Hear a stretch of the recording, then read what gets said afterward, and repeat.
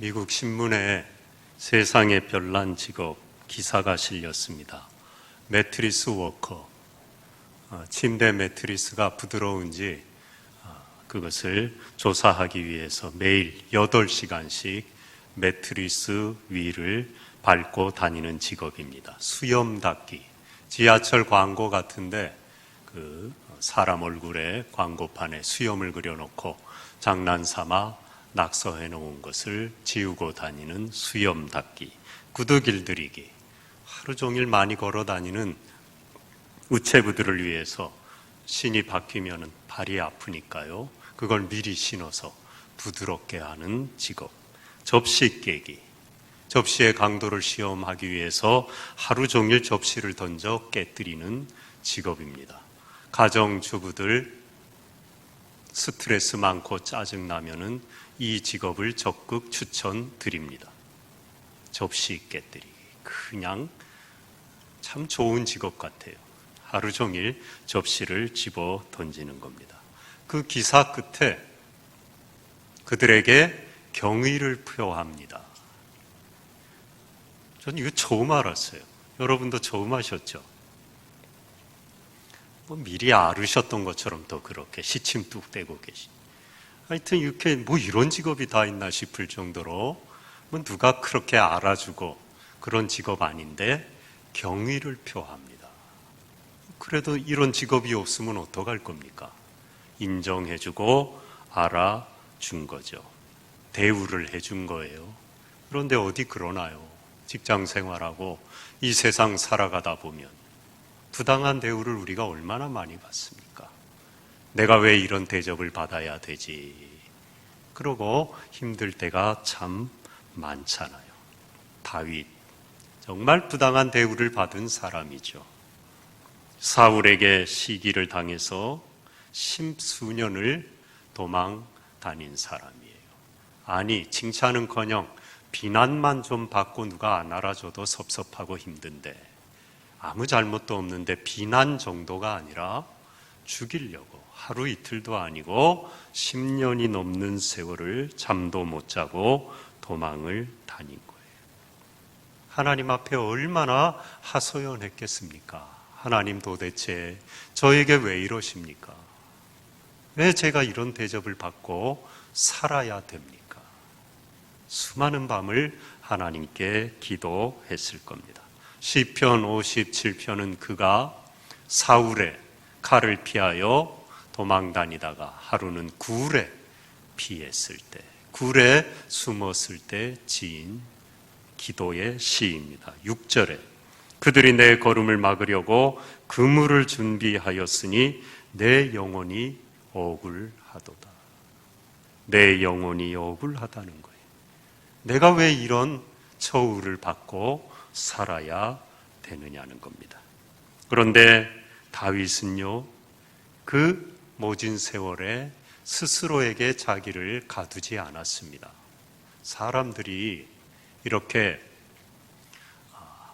원치 않는 대접을 받고 사람들에게 모멸감을 느끼고 상처를 받으면 공황장애 같은 것도 걸리고 걸어 잠굽니다. 자꾸 자기 안으로 스스로를 가둬요.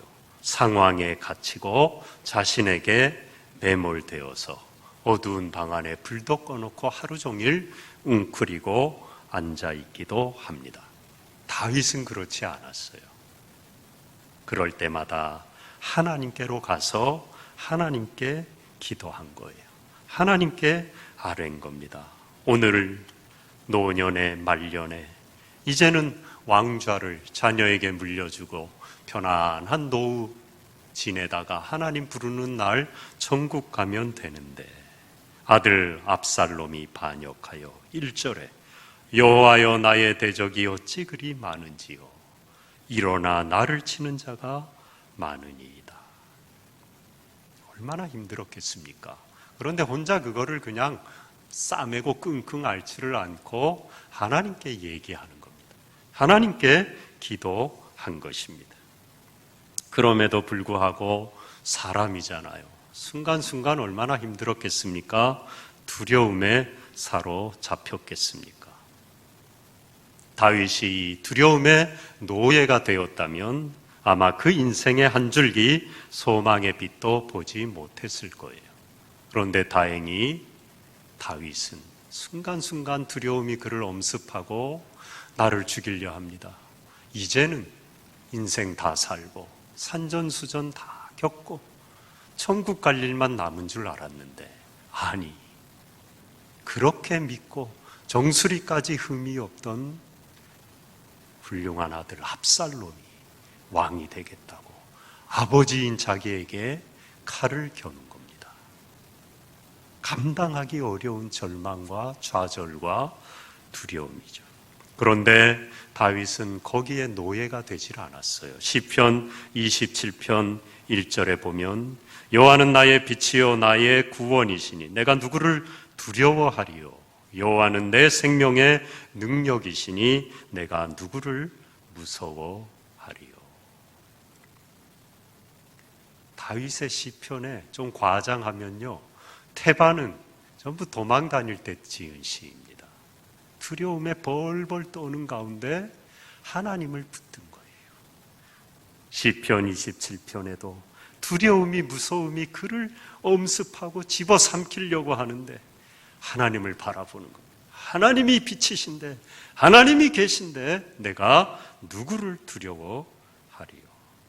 두려움은요, 자꾸 우리를 자신에게 가두고 초점을 자신에게 맞춰요.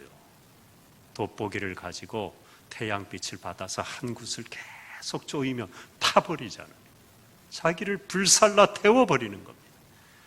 자신에게 가두는 겁니다. 마귀는 계속해서 우리를 골몰하게, 거기에 갇히게, 거기에 사로잡히게 만들어요.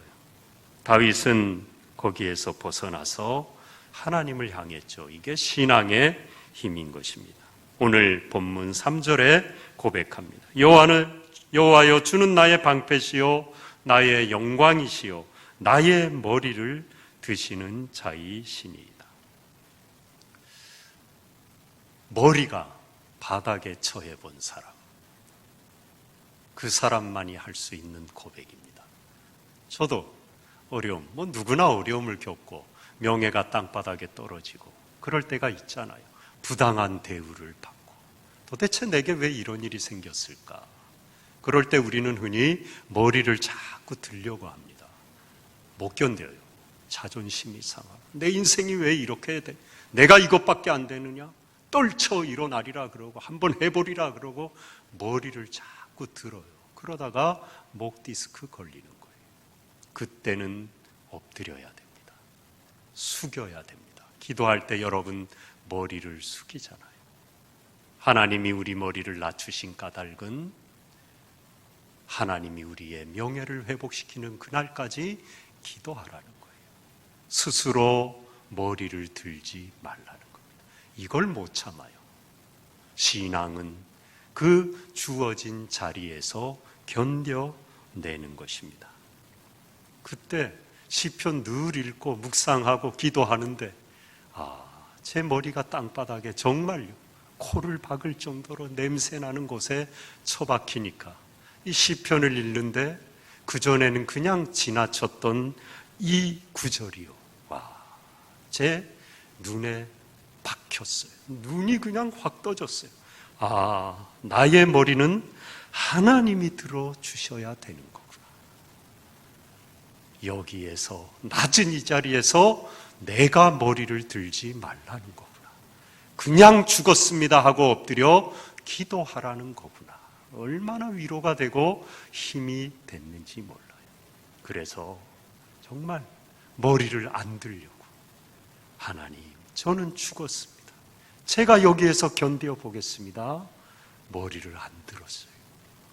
근데 목사 안수를 꽤 오래됐잖아요. 봤는데 머리에 이제 안수를 노회 때 목사 안수 받으니까 저는 또 사정이 있으니까 단도리를 단디 했어요. 혹시라도 이렇게 머리 짚고 안수하다 삐끗 이게 하면 서로 이게 그 은혜로운 자리가 뭐가 됩니까? 그래갖고 전날 단도리를 단디 하고 잡아 뜯어도 안 뜯어지게 그렇게 하고 안수를 받는데 지금은 안 그렇더라고요. 근데 그때는 노회 임원에다가 담임 목사님에다가 뭐 이렇게 해갖고 제 기억엔 거의 10명이 됐던 것 같아요. 장로님들까지 막. 제가 여리여리하잖아요. 안 믿으시는군요.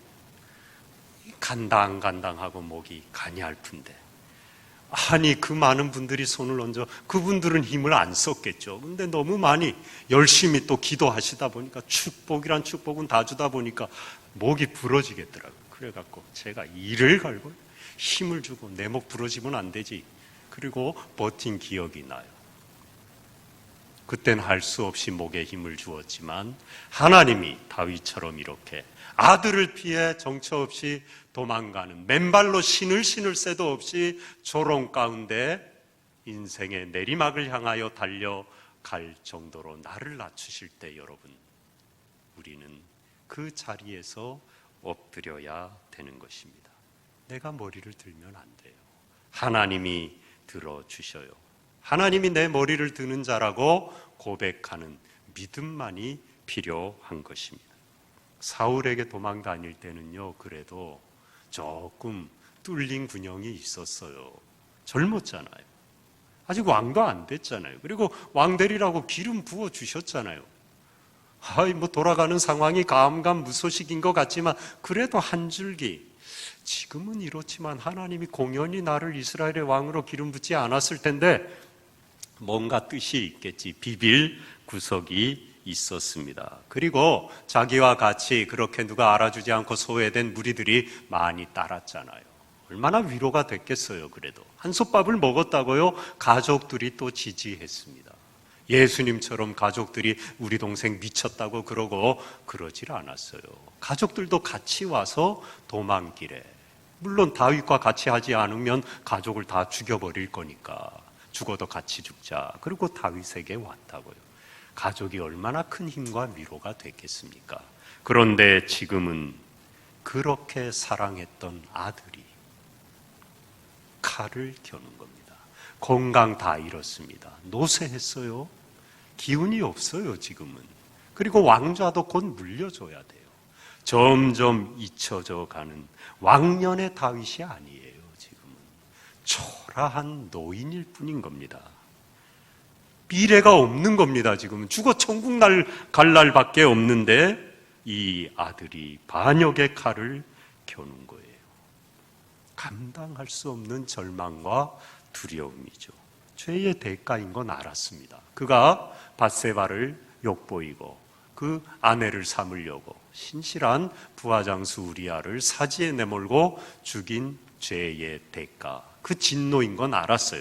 칼이 너의 집을 떠나지 않으리라 하나님이 말씀하셨거든요. 그런데 노년의 말년에 아들이 반역을 일으킬 줄은 꿈엔들 생각이나 했겠습니까? 이제는 내 인생 이렇게 평안히 살다가 하나님께 가겠지 생각했겠죠. 부당하게 권위를 휘두른 자기 죄의 열매인 걸 알긴 알았지만 얼마나 힘들었겠습니까? 왜입니까? 젊어서는 희망이 있어요, 그래도. 그런데 이제는 희망이 없는 이유가 뭡니까? 다 살았잖아요. 끝났잖아요. 내 인생 헛살았구나. 끝났구나.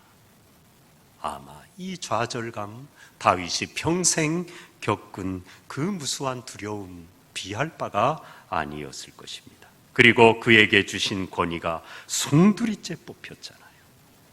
하나님이 그에게 왕이라는, 또 위대한 훌륭한 왕이라는 존경과 명예와 많은 권위를 주셨는데 아들이 반역함으로 말미암아 그동안 누렸던 하나님이 주셨던 권위는 완전히 없는 것과 다름없는 상황이 된 것입니다. 사무엘하 16장 7절 8절에 보면은요, 또 이 시므이라는 비루한 자가 조롱하고 저주합니다.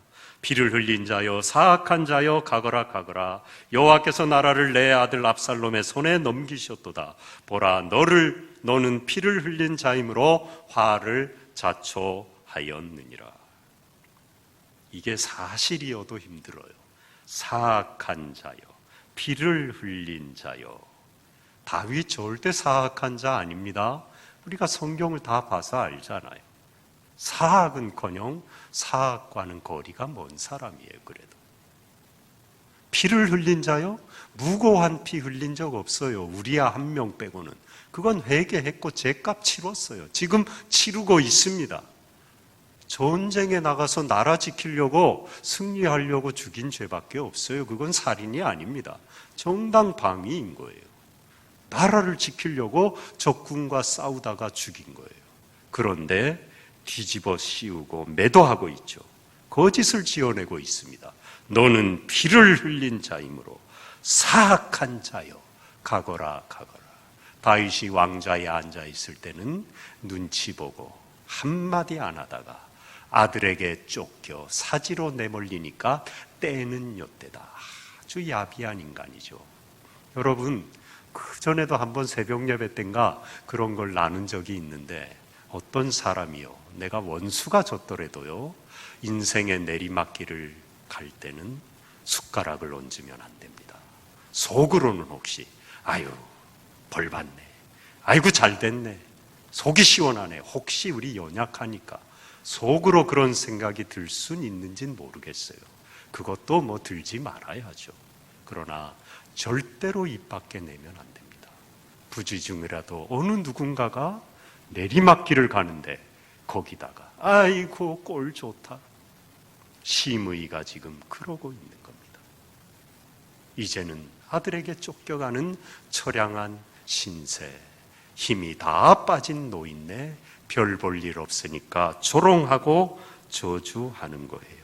옆에 있던 부하장수 아비새가 목을 베어버리겠습니다. 다윗이 가만두어라.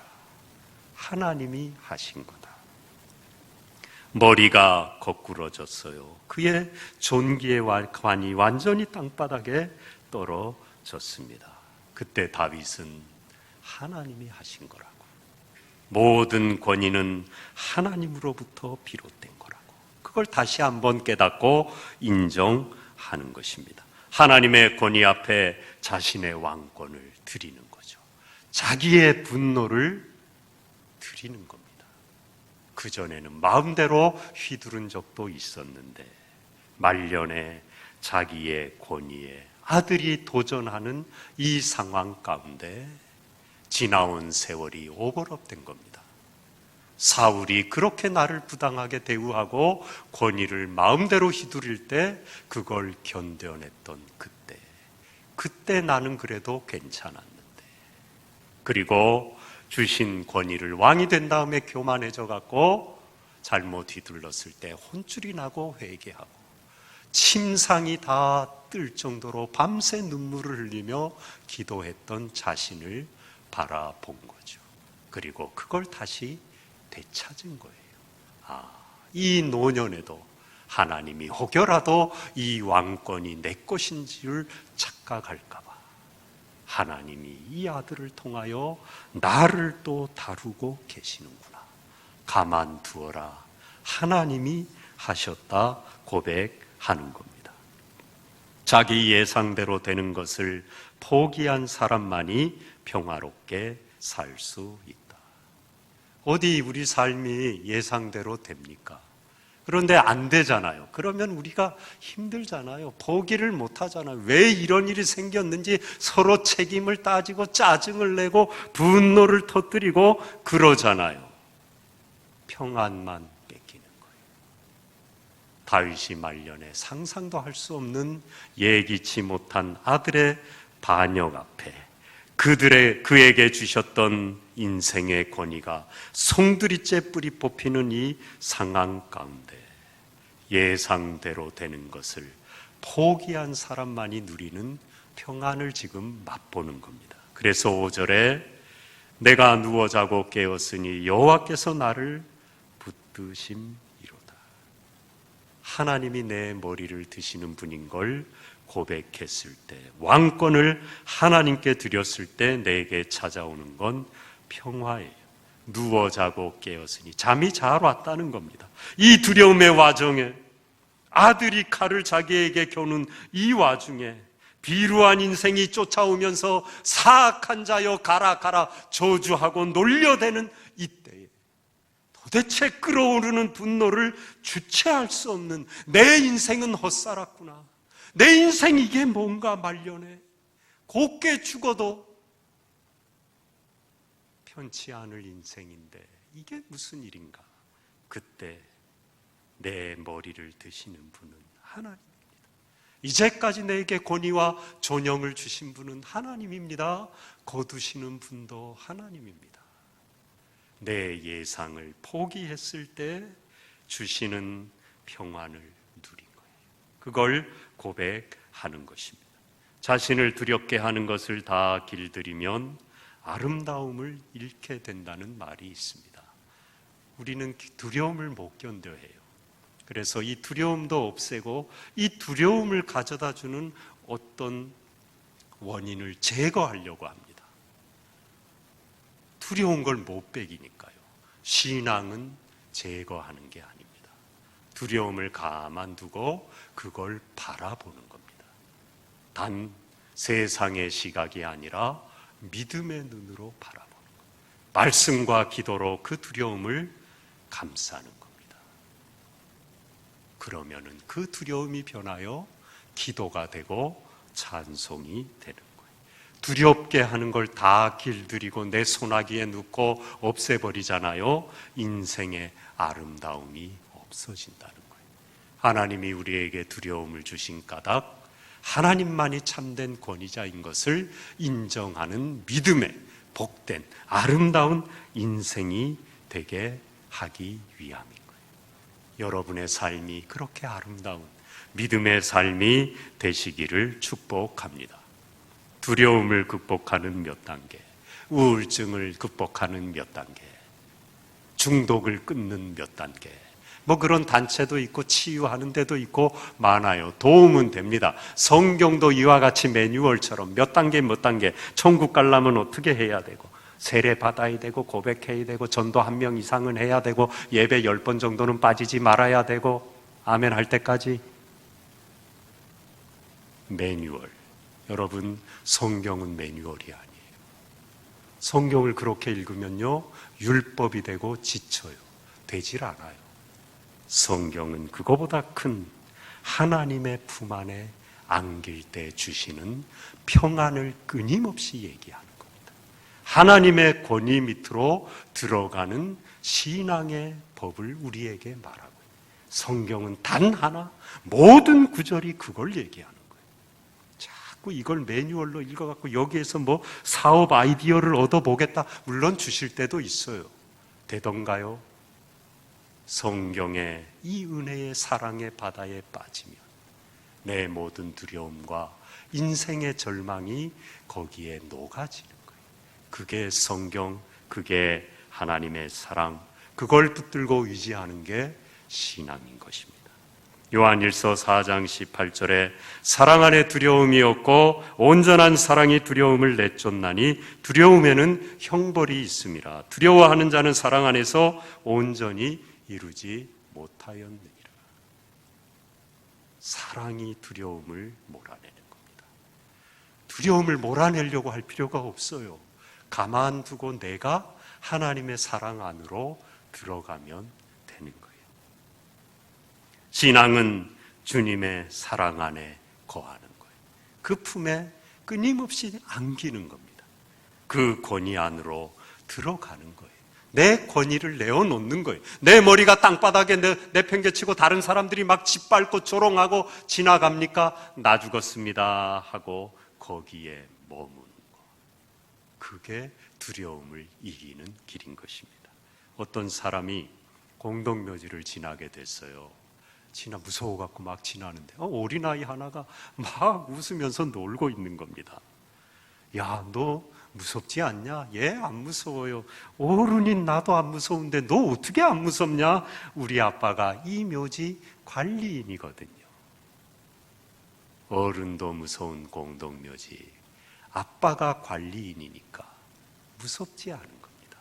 하나님의 사랑의 품 안에 있으면 그 어떤 태산 같은 두려움도 우리를 삼키지 못하는 것입니다.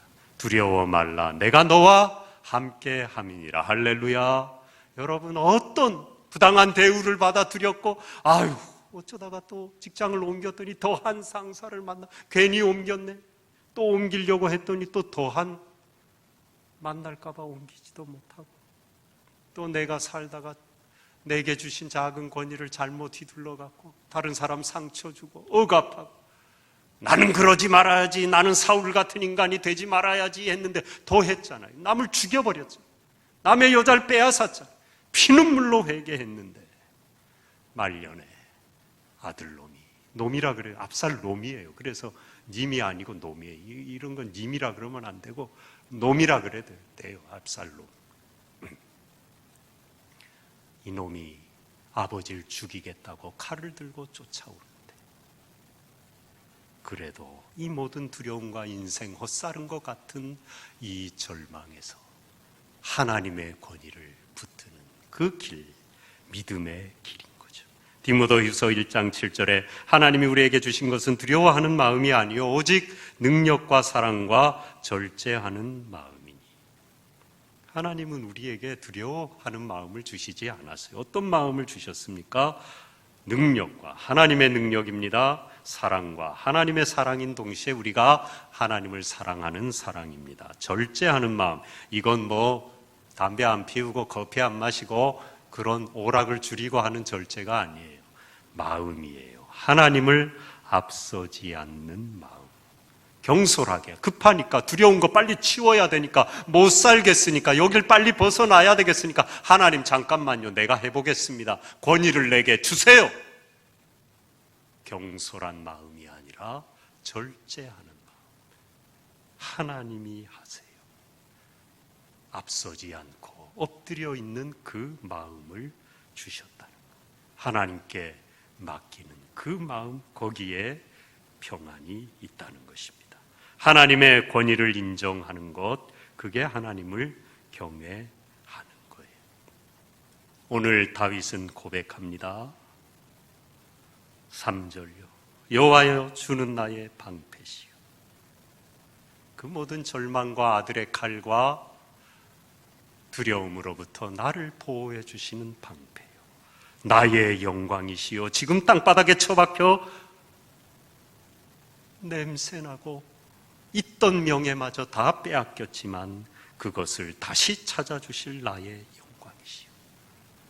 지금은 가누기도 어려운 내 머리, 가족도 등 돌리고 자녀도 알아주지 않는 인생 같지만 나의 머리를 드시는 자. 여러분 억울하고 부당한 대우를 받고 노년에 자녀들도 알아주지 않고 그럴 때 내가 주장하려고 하는 권위를 내려놓아야 됩니다. 그걸 하나님께 끝까지 맡기는 것, 그게 믿음이에요. 나의 머리를 들어주실 분은 오직 하나님 한 분인 것입니다. 부당한 대우 때문에 머리를 들 수도 없고 숙이고 있는 분이 있습니까? 그대로 숙인 채로 기도하십시오. 하나님의 권위를 붙드십시오. 내가 혹여 권위를 잘못 휘둘러 하나님께 혼이 나고 있습니까? 회개하십시오. 다시는 그러지 않겠습니다. 그런데 이제는 된 줄 알았는데, 이 정도 됐으면 이제 내 인생 믿음의 온갖 풍파를 다 겪고 이제는 그럴 일 없을 줄 알았는데, 있던 알량한 내 권위마저 내놓으라고 누군가가 도전하고 있습니까? 당신 인생이 뭐 대단하다고 나를 깎아내립니까? 안 알아줍니까? 무시합니까? 어떤 도전이 와도 하나님이 하셨다. 내 권위는 내가 증명할 수 없다는 걸, 하나님으로부터 온다는 걸 붙드십시오. 다윗의 고백, 주는 나의 머리를 드시는 자신이다. 여러분의 하나님은 어떤 분입니까? 주는 나의, 그 고백을 채워가는 게 우리의 삶이죠. 거기에 아름다운 고백을 채우신 하나님 앞에 가서 주는 나의 머리를 드시는 분이라고 고백할 수 있는 여러분의 삶이 되시기를 축복합니다. 기도하겠습니다.